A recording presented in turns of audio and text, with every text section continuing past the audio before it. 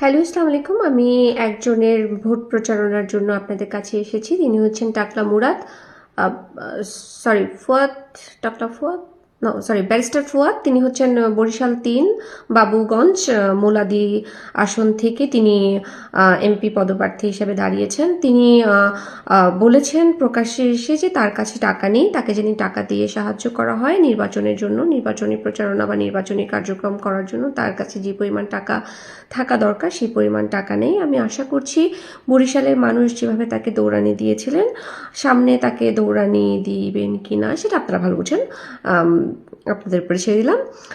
কিন্তু আমি যেটা আপনাদেরকে বলতে চাচ্ছি সেটা হচ্ছে, দেখুন একজন মানে এমপি পদপ্রার্থী, তার কাছে এই মুহূর্তে টাকা নেই, কিন্তু তিনি একদম নিশ্চিত বলে দিচ্ছেন যে তিনি যখন জয়ী হবেন তখন আপনাদের টাকা ফিরিয়ে দিবেন। কিন্তু জয়ী হওয়ার পরে যে টাকাটা কোথা থেকে তিনি পাবেন সেটা একটা বিরাট প্রশ্ন। মানে জনগণের টাকায় নিয়ে সে নির্বাচন প্রথমে করলো, তারপরে সেই জনগণের টাকাই আবার তার পকেটে ভরবে। মানে এই মুহূর্তে তার টাকাটা যেমন প্রয়োজন নির্বাচন করার জন্য, আবার নির্বাচনের পরে যখন সে জয়ী হবে তখনও তার টাকাটা প্রয়োজন, কারণ হচ্ছে এই টাকাগুলো তাকে পরিশোধ করতে হবে।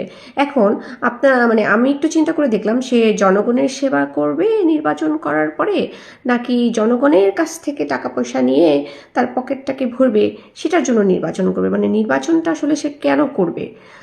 টাকার জন্যই তো করবে। সো আমরা যেটা বুঝতে পারছি, টাকাটা তার কাছে ভীষণ জরুরি, ইম্পর্ট্যান্ট একটা বিষয়।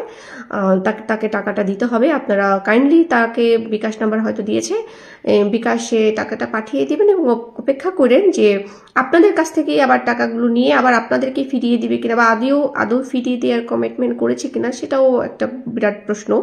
সো এই ধরনের যারা হচ্ছে নির্বাচন পদপ্রার্থী, কিন্তু তাদের টাকা নেই, কিন্তু পরবর্তীতে তারা কিন্তু টাকা জনগণের কাছ থেকে